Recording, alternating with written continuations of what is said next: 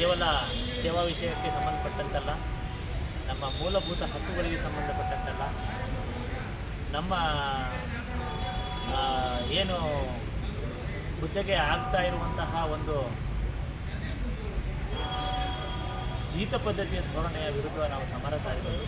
ಹಾಗಾಗಿ ನಮ್ಮ ಮುಂದಿನ ಎಲ್ಲ ಹೋರಾಟಗಳು ಒಂದು ಸರ್ಕಾರದ ಮಟ್ಟದಿಂದ ಆಗುವಂಥ ಆರ್ಥಿಕ ಹಣಕಾಸಿನ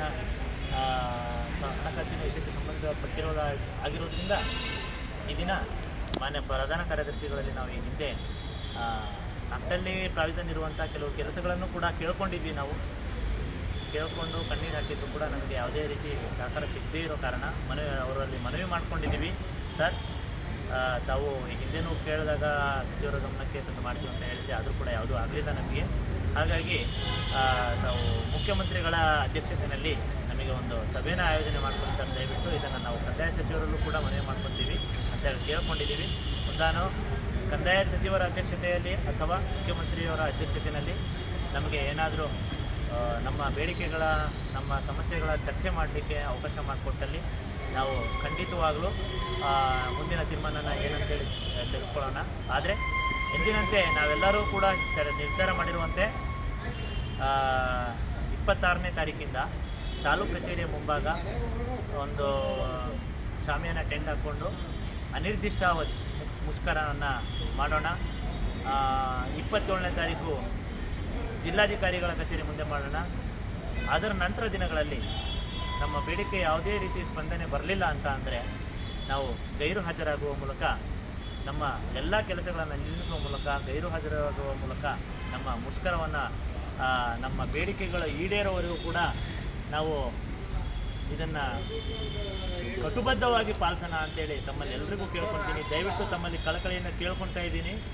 ರಾಜ್ಯ ಸಂಘ ಎಲ್ಲ ಜಿಲ್ಲಾಧ್ಯಕ್ಷರು, ಪದಾಧಿಕಾರಿಗಳು ಇವರೆಲ್ಲ ಒದ್ದಾಡ್ತಾ ಇರೋದು ನಿಮ್ಮೆಲ್ಲರ ಒಳಿತಿಗಾಗಿ ಮಾತ್ರ.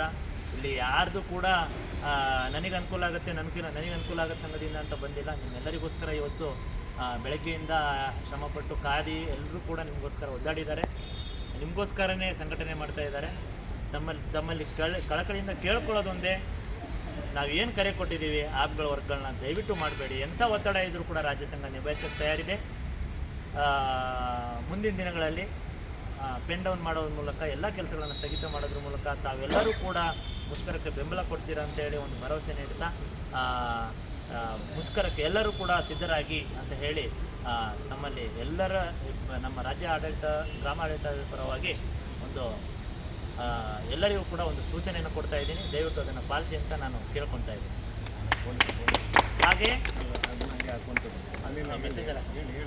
ಹಾಗೆ ತಾವೆಲ್ಲರೂ ಏನು ಮುಷ್ಕರಕ್ಕೆ ನಾವು ಮುಂದಾಗ್ತೀವಿ. ಪ್ರತಿ ತಾಲೂಕು ಹಂತದಲ್ಲಿ ಆರಕ್ಷಕ ಠಾಣೆ, ಸಂಬಂಧಪಟ್ಟ ಪೊಲೀಸ್ ಠಾಣೆಯಲ್ಲಿ ತಾವು NOC ಅನುಮತಿ ತಗೊಂಡು ಕುತ್ಕೊಳ್ಳಿ. ನಾವು ಒಂದು ಬ್ಯಾನರ್, ನಾವು ಒಂದು ಫ್ಲೆಕ್ಸ್ ಮಾಡಿ ಹಾಕ್ತೀವಿ. ನಾವು ತಮಗೆಲ್ಲರಿಗೂ ಕೂಡ ಒಂದು ಪೊಲೀಸ್ಗೆ ಯಾವ ರೀತಿ ಒಂದು ಇದು ಕೊಡಬೇಕು ಅಂತ ಅದನ್ನು ಹಾಕ್ತೀವಿ. ಬ್ಯಾನರ್ದ ಪ್ಯಾಟರ್ನು ಕೂಡ ಹಾಕ್ತೀವಿ.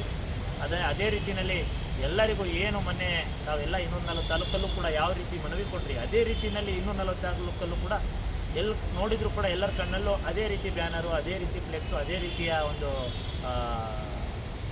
ಶಿಸ್ತು, ಒಂದು ಏಕರೂಪದ ಶಿಸ್ತು ನಮ್ಮೆಲ್ಲರಲ್ಲೂ ಕಾಣಲಿ ಅಂತ ತಮ್ಮನ್ನು ಕೇಳ್ಕೊಳ್ತಾ ಇದ್ದೀನಿ. ದಯವಿಟ್ಟು ಎಲ್ಲರೂ ಕೂಡ ಅನುಮತಿ ತಗೊಳ್ಳೋ ರೀತಿಯಲ್ಲಿ ನಾಳೆ ಕ್ರಮ ವಹಿಸಿ ಅಂತ ಕೇಳ್ಕೊಳ್ತಾ ಇದ್ದೀನಿ. ತಾಲೂಕು ಅಧ್ಯಕ್ಷರುಗಳು, ಜಿಲ್ಲಾಧ್ಯಕ್ಷರುಗಳು ಈಗ ಆಲ್ರೆಡಿ ತಾವು ಶಕ್ತಿ ಮೀರಿ ತಮ್ಮ ಜಿಲ್ಲೆ ಹಂತದಲ್ಲಿ, ತಾಲೂಕು ಹಂತದಲ್ಲಿ ತಾವು ನಿಭಾಯಿಸ್ತಾ ಇದ್ದೀರಾ. ದಯವಿಟ್ಟು ಇನ್ನು ಸ್ವಲ್ಪ ದಿನ, ಕೆಲವೇ ದಿನಗಳಲ್ಲಿ ನಮಗೆ ಇದರದ್ದು ಪ್ರತಿಫಲ ಸಿಗ್ಬೋದು ಅಂತ ಹೇಳಿ ಎಲ್ಲರೂ ಕೂಡ ನಾವು ಒಂದು ಆಸೆ ಇಟ್ಕೊಂಡಿದ್ದೀವಿ. ದಯವಿಟ್ಟು ಸ್ವಲ್ಪ ಸಹಕಾರ ಕೊಡಿ ಅಂತ ಅವರಿಗೆಲ್ಲರಿಗೂ ಸಹಕಾರ ಕೊಡ್ರಿ ಅಂತ ತಮ್ಮಲ್ಲಿ ಕಳಕಳಿಯಿಂದ ಕೇಳ್ಕೊಳ್ತಾ ಇದ್ದೀವಿ.